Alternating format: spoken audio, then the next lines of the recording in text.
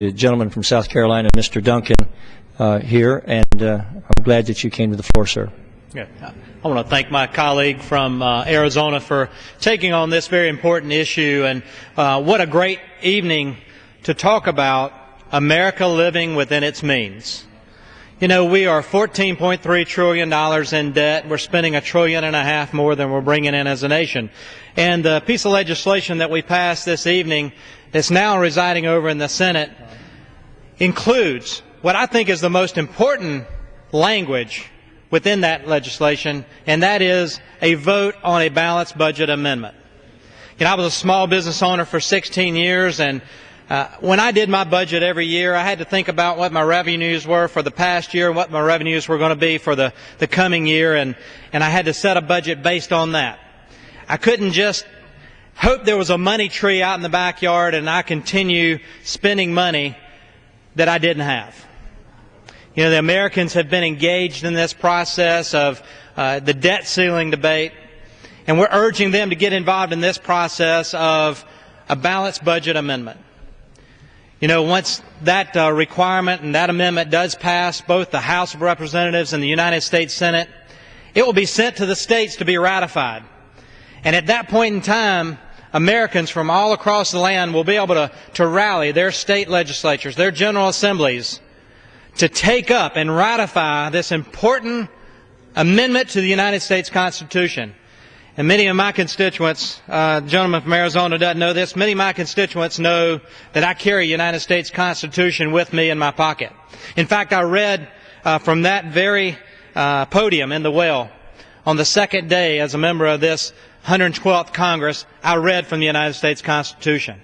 Something I don't take lightly, but in order for this government to survive and survive fiscally is to get our fiscal house in order.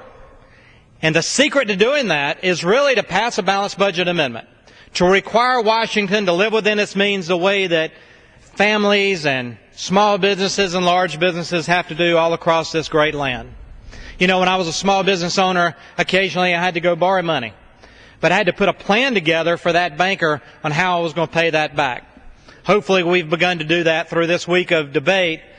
But a balanced budget amendment, a requirement for the United States government to balance its checkbook.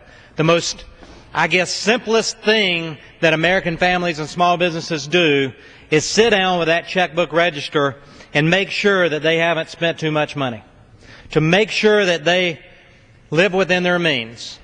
So we've got that opportunity. I'm proud that this was included. I'm proud that I stand with 87 members of our freshman class that really helped, I think, leadership see that this was a vital component for this piece of legislation. I commend the House leadership for including it. I commend the House leadership for making sure that its inclusion in this bill that we sent over to the Senate this evening was there. And so I want to urge the American people to get behind this, to contact your senators, contact your House members. As we heard recently from the gentleman from the Atlanta area of Georgia say, this vote will take place sometime between October and the end of the year. And so during that process and leading up to that process, contact your senators, contact your House members and say, government should have to live the way I operate my household, the way my wife and I have to sit down at our kitchen table and balance our budget. Balance Washington's budget. Let's get our spending under control. The time is now. I brought my little boy, he's 10 years old. He's sitting on the House floor with me today because I teach them, my children, the value of not spending more than you bring in. And they say, Dad, can we have that baseball or can we have that item? And I say, son, we don't have the money in our budget this week or this month to purchase that. But let me make plans so that we can purchase that in the future. We live within our means. Am I perfect? No. I have debt, but we have a plan to pay back that debt. The future of our children and our grandchildren is at stake, and America knows. America got engaged in this. They got engaged in the last election cycle, and they know that Washington cannot keep spending more than it has. So I want to commend my colleague from Arizona for taking on this very, very important issue to make Washington live within its means. To live within its means, not to spend money that it doesn't have. Let's rein in our fiscal house. Let's get our house in order. and let's create a way to start paying back that enormous debt. We can do that with a balanced budget amendment. So again, thank you, gentlemen from Arizona, and I'll yield back. And I certainly thank the gentleman.